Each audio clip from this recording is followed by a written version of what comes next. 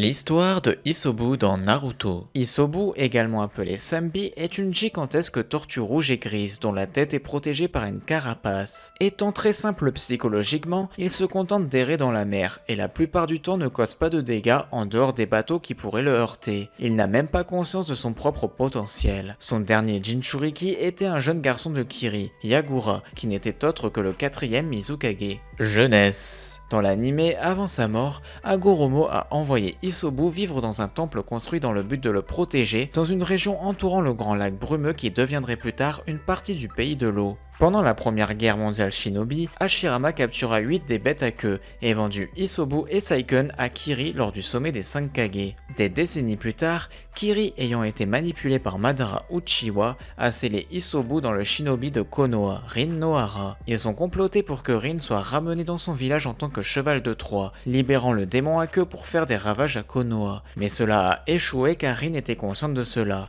et elle se sacrifia dans la main de Kakashi. Finalement, Isobu fut ramené à la vie et scellé dans son prochain Jinchuriki, Yagura, le 4e Mizukage, qui réussit à gagner le contrôle total et l'harmonie avec lui. Malgré l'immense chakra de Sambi et les pouvoirs qui en découlaient, Yagura tomba sous la coupe de Tobi, qui le manipula avec son Sharingan. On ignore comment il perdit son Biju, mais la raison pour laquelle Sambi fut aperçu en liberté est sans doute que Yagura mourut avec son démon toujours en lui, lequel ressuscita ultérieurement. Arc de Sambi. Dans l'anime, Orochimaru a demandé à Kabuto et à l'équipe Gouren d'amener un jeune garçon nommé Yukimaru dans un lac. Après leur arrivée, Kabuto a forcé Yukimaru à libérer tout son chakra, ce qui fait que le démon à 3 queues a refait surface. Avec l'aide de Gouren, la bête a été complètement révélée et ils ont tenté de la capturer. Leurs tentatives se sont toutefois avérées insuffisantes et la bête a créé un grand raz-de-marée pour emporter ses attaquants. Le raz-de-marée a attiré l'attention d'un groupe voisin de ninjas de Konoha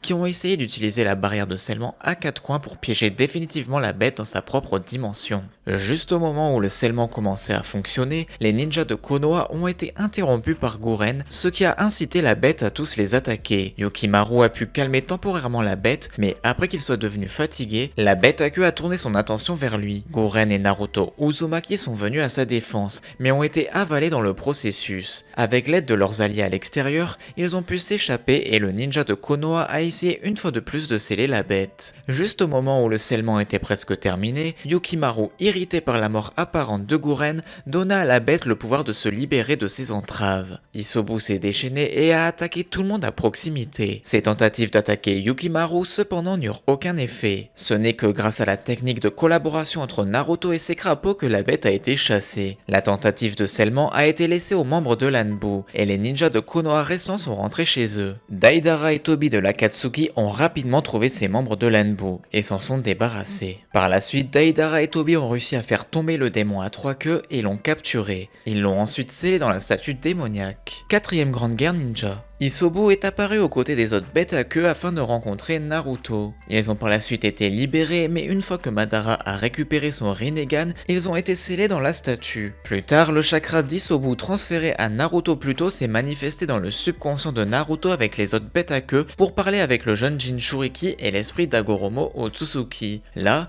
ils ont tous exprimé leur conviction commune que Naruto était l'enfant de la prophétie. Kaguya Otsutsuki attaque. Pendant la bataille contre la princesse tyrannique, Isobu et les autres bêtes à queue ont continué à soutenir Naruto en lui donnant leur pouvoir combiné pour la submerger. En fin de compte, Kaguya a été vaincu par Naruto et Sasuke qui ont utilisé le pouvoir du sage des 6 chemins, le Shibaku Tensei.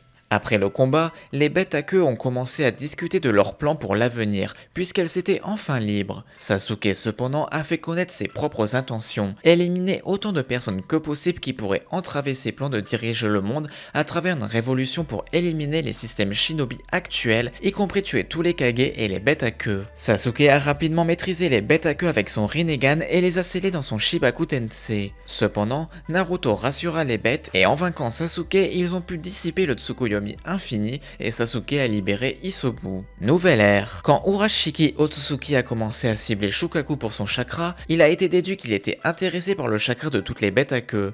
Naruto a organisé une réunion télépathique et Isobu était présent.